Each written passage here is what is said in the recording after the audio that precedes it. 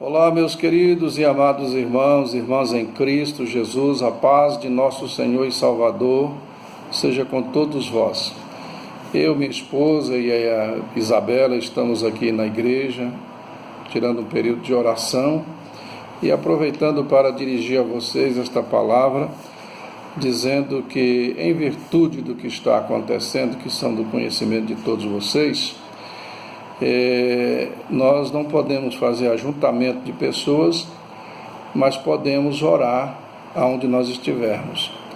E sabendo do meu dever, do meu compromisso como pastor da igreja, eu entendi que seria importante estar aqui no templo, no horário do culto, para estarmos orando pela igreja, em especial, pelos servos de Deus, dizendo aos irmãos que vai ser apenas um período, vai passar, e nós vamos estar voltando a reunir normalmente para adorar o Senhor. Mas neste momento há aí o decreto do governo, bem como do Poder Judiciário, que nós não podemos fazer reuniões de espécie alguma, não só na questão da igreja, mas qualquer tipo de reunião, né?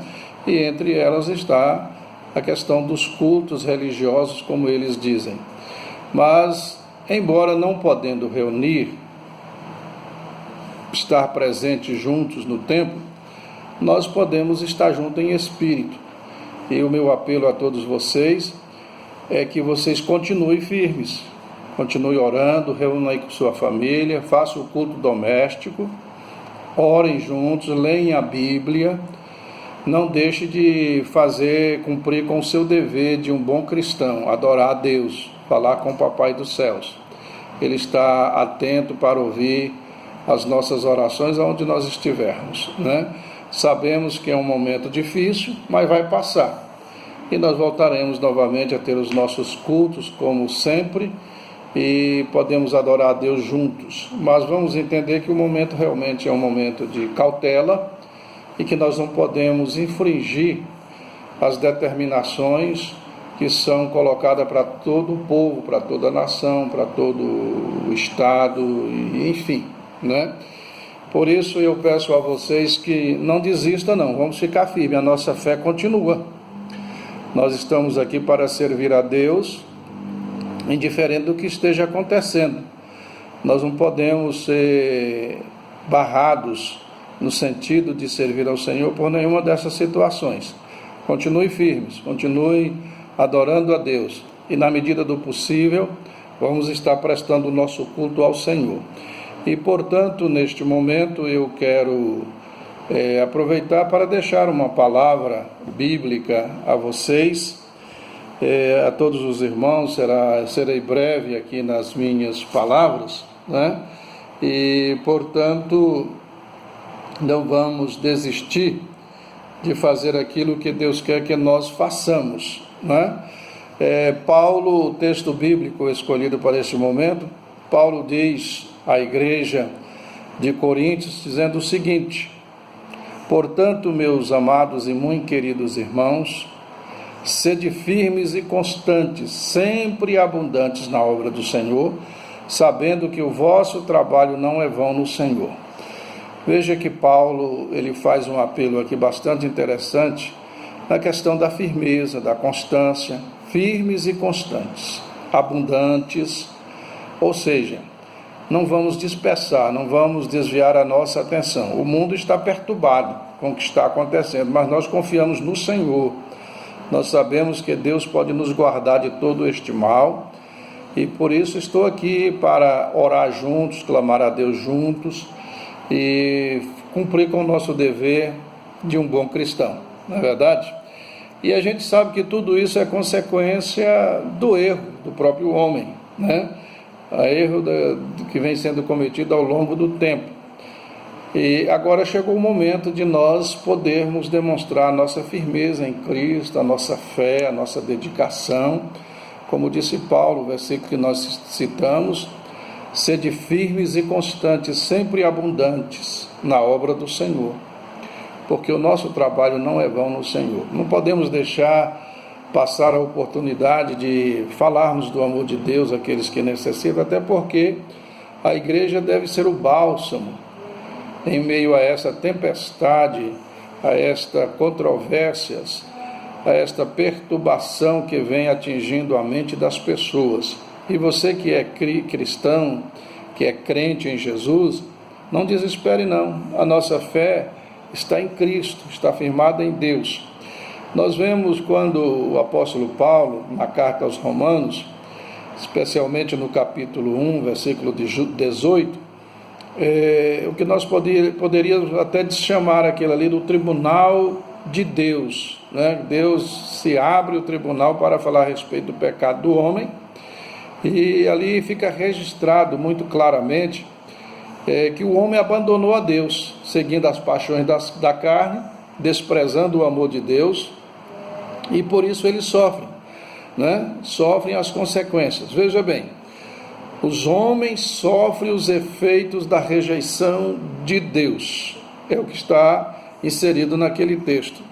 Ao contrário do que alguns imaginam, Deus não revela a sua ira aos homens enviando fogo dos céus. Deus a revela silenciosamente, entregando os homens aos seus próprios desejos impuros. Os efeitos da rejeição de Deus são terríveis. Tendo rejeitado a Deus, os homens desceram gradualmente para a idolatria e o feiticismo. Se o homem não adora o Deus verdadeiro, adorará um Deus falso.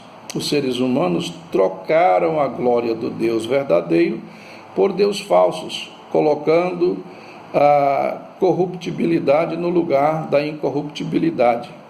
Fizeram deuses para si e se rebaixaram a ponto de adorar aves, insetos e outros animais. Daí a idolatria para a imoralidade é apenas um passo.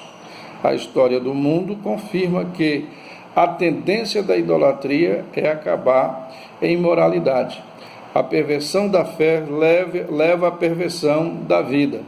Depois de rejeitar a Deus, Deus os entregou aos seus próprios desejos reprováveis.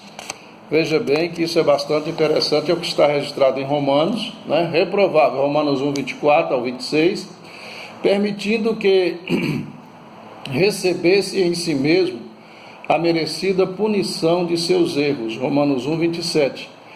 Resumindo, Paulo conclui esta seção demonstrando que os homens conheceram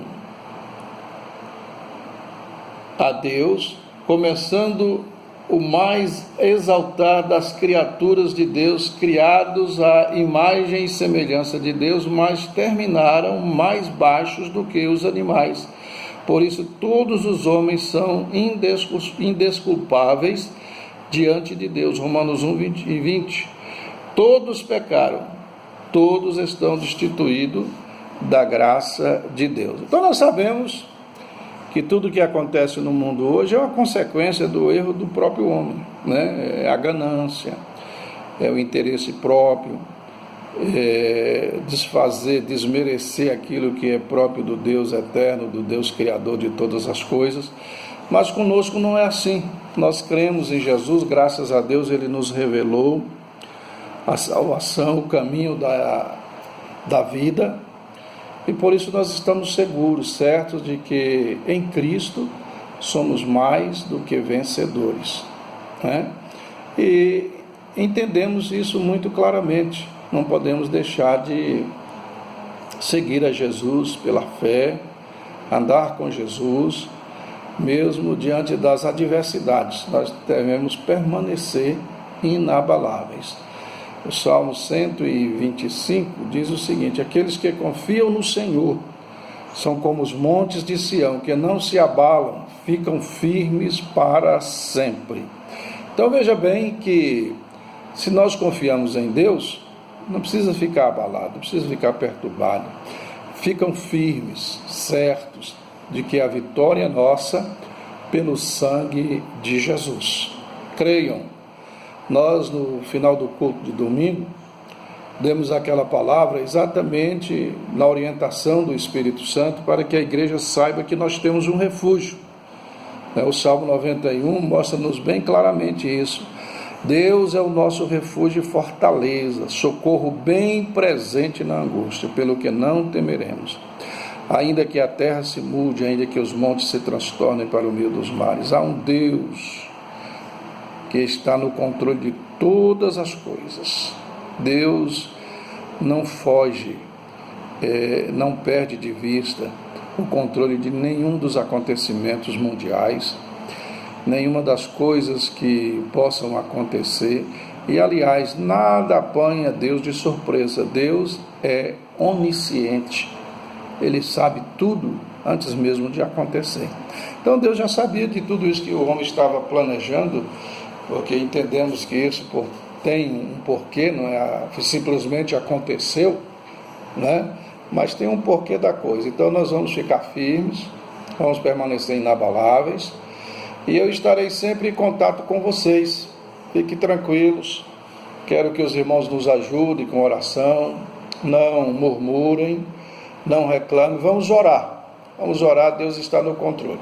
E eu quero finalizar esta palavra aqui a todos vocês, dizendo a todos o que a Bíblia nos recomenda, nos ensina, fala conosco. Não perturbe os vossos corações. Credes em Deus, credes também em mim.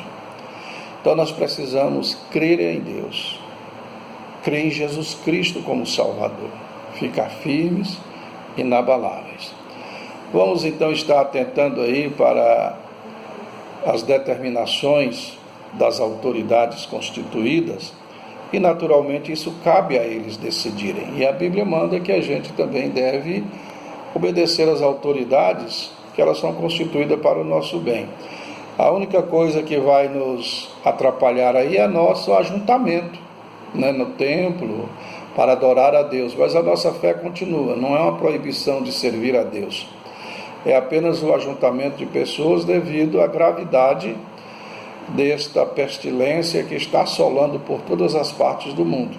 Então, não vamos desesperar, mas vamos entender que há perigos, né? E para isso precisamos compreender as razões, e se esta é a forma pela qual eles dizem que podemos estar menos vulneráveis, então vamos seguir, repito, apenas por um pouco de tempo, depois nós voltaremos, estar juntos, adorando a Deus, servindo ao Senhor com alegria, e eu falarei para os irmãos aqui, cada dia de culto, estarei passando uma palavra bíblica a vocês, e vamos estar juntos. Ore por mim que eu estou orando por vocês. Inclusive estou aqui na igreja, nesta hora, fazendo esse vídeo que já está em torno de 13 minutos, mas eu gostaria que você ouvisse com atenção, e é apenas uma reflexão